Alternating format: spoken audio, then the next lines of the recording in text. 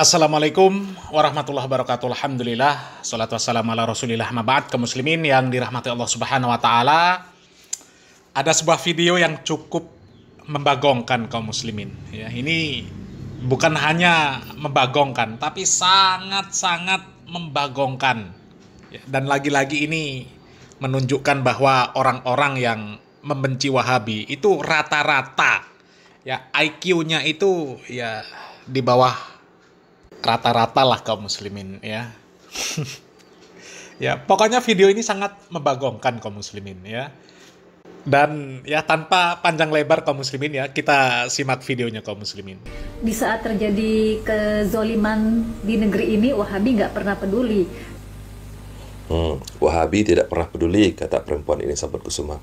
Siapa yang tidak peduli dengan kezoliman? Justru orang-orang yang dia sebut sebagai Wahabi inilah yang paling peduli, yang paling banyak beramar ma'ruf, nahi mungkar, teman-teman. Tapi caranya saja yang berbeda dengan cara mereka. Betul, ya betul. Yang diucapkan pemilik channel Maisha Al-Fatih ini betul kaum muslimin. Justru orang Wahabi lah yang beramar ma'ruf, nahi mungkar, yang paling peduli dengan namanya kezoliman. Itu orang Wahabi yang paling peduli kaum muslimin. Yang paling peduli. Ya, cuma caranya berbeda. Caranya berbeda. Ya mungkin maksudnya perempuan ini ya, kalau ada kezoliman yang terjadi di negeri ini ya, amar ma'rufnya, kepeduliannya ya, itu ditunjukkan dengan mengkritik pemerintah, mendemo pemerintah. Ya mungkin seperti itu ya, menghujat pemerintah. Ya mungkin seperti itu maksudnya. Mungkin seperti itu ya. Padahal kalau ya para asatid salafi, para dai salafi itu justru mencegah sejak dini jangan sampai terjadi kezoliman. Ya, dan kezoliman seperti apa yang dimaksud oleh perempuan ini kaum muslimin, coba kita lanjut videonya. Tapi Wahabi itu selalu peduli kalau ada orang yang tahlilan. Kalau ada orang tahlilan mulai ribut, mulai rusuh, menyerang dengan kata-kata bid'ah. Kalau ada wanita muncul seperti saya, muncul di medsos menunjukkan wajah, mulai ribut gitu. Tetapi ketika ada koruptor yang korupsi sebesar 300 triliun dijatuhi hukuman hanya 6,5 tahun, Wahabi nggak pernah peduli. Wahabi justru lebih peduli dengan ngurusin muka wanita yang padahal muka wanita itu bukan aurat. Wahabi itu lebih peduli dengan urusan perintilan, tahlilan, seperti itu. Begitu ya karakternya Wahabi. Begitu ya karakternya Wahabi menurut ibu ini. Jadi begini bu ya, orang-orang Wahabi itu peduli dengan kezoliman. Cuman caranya saja berbeda dengan cara-cara orang-orang yang ibu anggap itu benar. Yang melakukan demonstrasi, yang turun ke jalanan, yang membakar ban, yang menghancurkan properti pemerintahan, yang mencaci maki pemimpinnya, presidennya. Orang Wahabi tidak melakukan seperti itu, teman-teman. Astagfirullahaladzim. Kasihan kaum muslimin ya. Ini mbak-mbak ini menunjukkan IQ-nya bener-bener rendah kaum muslimin ya. Mungkin mbak ini ya nggak pernah nonton kajian-kajian para asatid salafi, nggak pernah nyimak kajian para asatid salafi kaum muslimin ya. Mungkin yang disimak oleh mbak ini ya ceramahnya Idam, ceramahnya Miftah ya, kemudian ceramah-ceramahnya ya para Kabib Ba'alawi ya, ceramah-ceramahnya ya, pokoknya ceramah-ceramah orang-orang yang sana lah ya. Makanya mbak ya, simak kajian para asatid salafi ya. Para asatid salafi itu ya, mereka mencegah sejak dini jangan sampai orang itu terjebak dalam perbuatan dosa besar ya. Ya termasuk korupsi yang jumlahnya besar tadi ya, sampai ratusan triliun tadi ya. Kalau para asatid salafi ya, jangankan korupsi jumlahnya triliunan rupiah, korupsi waktu saja nggak boleh ya. Coba simak ini. Ada jamaah yang bertanya kepada Ustadz Syafiq Riza Basalamah, di mana orang tersebut punya ikatan dinas. Di jam kerja, dia ini mau bolos untuk ikut kajian. Itu korupsi waktu. Apa penjelasan Ustadz Syafiq Riza Basalamah? Nggak boleh. Hukumnya apa? Haram. Korupsi waktu. Dijelaskan haram. apalagi triliunan rupiah. Apakah kita boleh korupsi waktu kerja tapi untuk menuntut ilmu? Maksudnya pulang kerja sebelum waktunya, tapi pergi ke pengajian atau berbuat amal kebaikan yang lain. Syukran Ustaz atas nasihatnya. Maka masalah korupsi ini subhanallah, jangan. Tetap kita itu udah digaji. Tunjukkan tatkala kita ngaji, kita tambah disiplin waktu. Teman-teman kita di Jakarta, mereka ada kajian di Toyota. Anak tanya sama mereka, sejak kapan ada ngaji di sini? Mereka cerita, sejak zamannya Ustadz Yazid ya. Dulu Ustadz Yazid hafizahullah ta'ala, Ustadz Abdul Hakim hafizahumullah jami'an ya, Ustadz-Ustadz kita semua itu. Mereka cerita dulu Ustadz, anak bingung, padahal bosnya non muslim, tapi kajian kok jalan terus. Kata teman-teman yang ngaji, Ustadz, sejak ada kajian sunnah, yang namanya pencurian berkurang di Toyota. Iya, langsung berdampak. Ngaji, ya Allah mas, aku mencuri dulu, wah sering hilang spare part itu. Maka itulah yang harus kita buktikannya setelah kita ngaji. Tuh ya, itu penjelasan dari Ustadz Syafiq Riza Basalamah. Belum lagi kalau ya Mbak ini mau nyimak ceramah-ceramah dari para asatidz salafi yang lain ya, seperti Ustadz Dr. Erwandi Tarmizi ya. Di sana sangat detail penjelasan beliau. Bagaimana ketika ada perjalanan dinas, ada uang sisa, itu hukumnya seperti apa kalau diambil. Itu dijelaskan secara detail. Ya. Makanya kalau nyimak kajian itu, ya nyimak kajian yang bermanfaat. Seperti kajian para asatidz salafi, ceramah-ceramah para asatidz salafi. Jangan nyimak ceramahnya Miftah, ceramahnya Iqdam. Isinya gedabrus, nggak jelas. Ceramahnya para KB Ba'alawi yang isinya cerita-cerita karomah nggak jelas ya, apalagi ceramah-ceramah ya, banyaklah kiai-kiai yang isinya ceramahnya ya sama 11-12 dengan Miftah, Iqdam, para Ba'alawi ya. Kalau nyimak ceramah itu ceramah para asatidz salafi ya, mereka menanamkan akidah yang benar terlebih dahulu kepada kaum muslimin. Kalau kaum muslimin ini sudah tertanam akidah yang benar, akidah yang sahih, benar-benar takut kepada Allah Subhanahu wa taala, benar-benar berharap Allah Subhanahu wa taala merahmati dia, maka dia nggak akan mungkin berbuat sesuatu yang dibenci oleh Allah Subhanahu wa taala. Ya. Ya sekarang mbaknya ngomong, ya sibuk bahas masalah wanita tampil di media ya, padahal wanita itu wajahnya bukan aurat dan sebagainya. Na'udzubillah min dzalik. Mbak. Ya, wanita itu ya, sifat wanita solihah itu tersembunyi.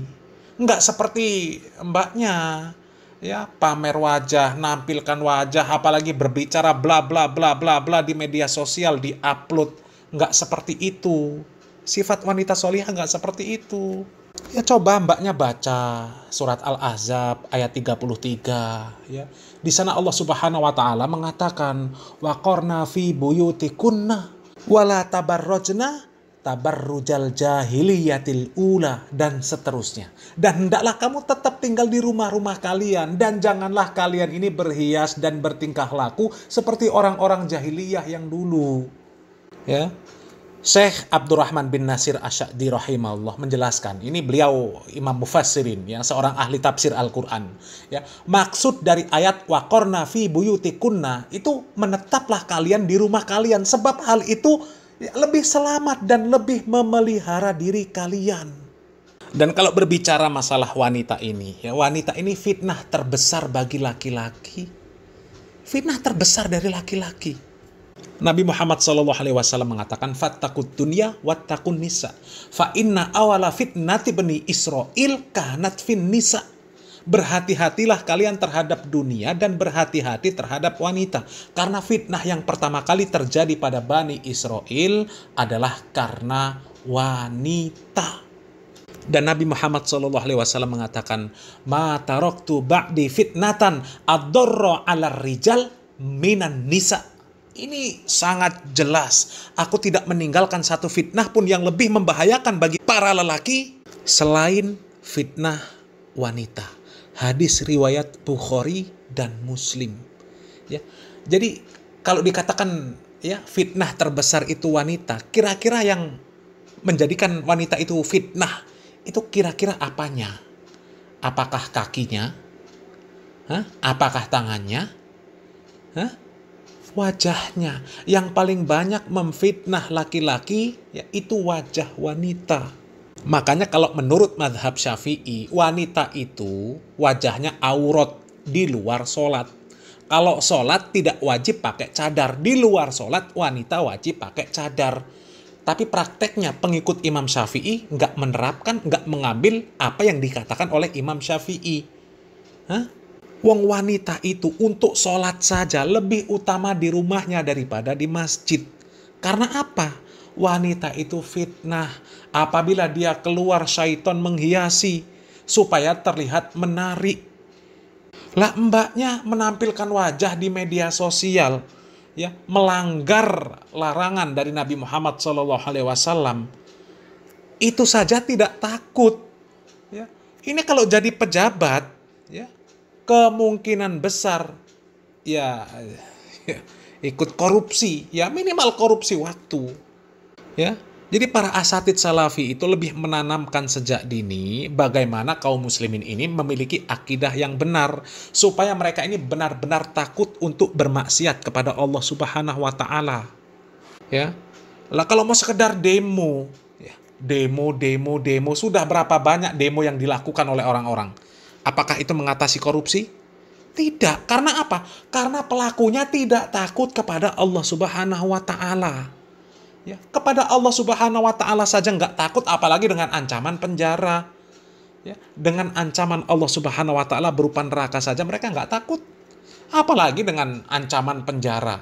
Ya, sementara kita tahu hukum itu ya bisa dibeli, bisa dinegosiasi. Ya. Dan itu terbukti. Makanya belajar akidah yang benar. Ya, jangan belajar akidah yang nggak jelas. Ya. Ketika Allah Subhanahu wa taala mengatakan Ar-Rahmanu 'alal arsy istawa, Allah yang Maha Rahman itu beristiwa di atas arsy, ya, kemudian ditolak. Memilih akidah yang nggak jelas. Allah tidak bertempat. Allah itu ada di mana-mana. Ketika dikatakan Al-Qur'an itu adalah kalamullah, ya, itu masih diotak-atik lagi. Kalamullah itu bukan bahasa Arab, tidak pakai huruf, tidak pakai bahasa, tidak pakai suara. Ya. Jadi lafaz Al-Quran itu bukan dari Allah Subhanahu wa taala, itu dari Jibril, dari Muhammad dan sebagainya. Ditolak, akidah yang sahih ditolak. Ya. Akhirnya apa? Akidahnya belangsak. Kalau akidahnya belangsak, ya akhirnya rasa takut kepada Allah Subhanahu wa taala nggak ada. Ya, kalau sudah rasa takut kepada Allah Subhanahu wa taala nggak ada, apalagi kepada makhluk. Ya, coba ya. Berapa banyak kasus-kasus asusila yang terjadi di pondok pesantren? Coba. Itu terjadi karena apa? Karena memang akidahnya nggak bener. Kalau akidahnya benar-benar takut kepada Allah Subhanahu wa taala, ya, benar-benar meninggalkan maksiat karena Allah Subhanahu wa taala, benar-benar mendirikan pondok pesantren karena Allah Subhanahu wa taala, itu nggak akan mungkin terjadi kasus-kasus asusila. Ya, dan kasus-kasus asusila itu terjadi, ya, pelakunya bukan orang-orang Wahabi. Itu yang perlu diperhatikan. Ya, jadi orang-orang yang disebut mbaknya ini Wahabi, ya, mereka itu justru lebih pertama-tama menanamkan akidah yang benar. Karena kalau orang punya akidah yang benar, nggak akan mungkin korupsi. Adanya orang korupsi itu akidahnya belangsak. Ya, akidahnya belangsak. Dia nggak takut kepada Allah Subhanahu wa taala. Ya, dan orang itu kalau nggak punya rasa takut kepada Allah Subhanahu wa taala, mau didemo sama ribuan orang, mau didemo setiap hari, mau dikritik habis-habisan, nggak akan peduli. Ya, karena apa? Wong dengan Tuhan saja dia nggak takut. Ya, dia nggak takut sama Allah Subhanahu wa taala yang memberikan mata kepada dia, yang memberikan telinga kepada dia, yang memberikan lidah kepada dia. Ya. Padahal mata yang dia punya, lidah yang dia punya, dibandingkan dengan 300 triliun yang dia korupsi, itu lebih berharga mata dia. Dan kami yakin, seandainya orang yang korupsi 300 triliun tersebut, ya, ditawari, pilih 300 triliun apa pilih mata? Dapat 300 triliun, mata nggak ada lagi. Hah? Kami yakin dia nggak akan milih yang 300 triliun. Ya, 300 triliun dikasih, tapi nggak boleh pakai mata. Matanya diambil. Nggak boleh pakai. Ya. Apakah kira-kira dia akan menyerahkan? Nggak akan mungkin. Ya. Dan orang kalau takut kepada Allah Subhanahu wa Ta'ala, jangankan 300 triliun, korupsi waktu saja, ya, dia nggak akan berani. Ya. Ya, mungkin itu sajalah kaum muslimin ya, komentar kami kaum muslimin ya, nggak usah banyak-banyak. Ya, karena kalau kita menyimak perkataan Mbak ini mungkin maksudnya orang-orang salafi itu disuruh ngeritik pemerintah, disuruh mendemo pemerintah, ya, disuruh koar-koar. Pemerintah harus adili si fulan, pemerintah harus adili si fulan. Ya, sementara kita tahu orang itu kalau akidahnya nggak bener, kalau nggak ada rasa takut kepada Allah Subhanahu wa Ta'ala, ya, maka dia nggak akan berbuat adil. Ya, kalaupun dia penegak hukum, tidak akan bisa adil. Karena apa? Dia tidak melakukan sesuatu didasari karena mencari ridho Allah Subhanahu wa Ta'ala. Ya, itu artinya akidahnya masih melangsak. Kalau orang melakukan sesuatu, ya, menegakkan hukum, itu karena mencari ridho Allah Subhanahu wa Ta'ala, ya, maka barulah dia bisa adil di dalam menerapkan hukum. Dan tidak akan seseorang bisa berlaku adil kalau akidahnya belangsak. Ya, mudah-mudahan bermanfaat. Salam waras, salam akal sehat. Barakallahu fikum. Wassalamualaikum warahmatullahi wabarakatuh.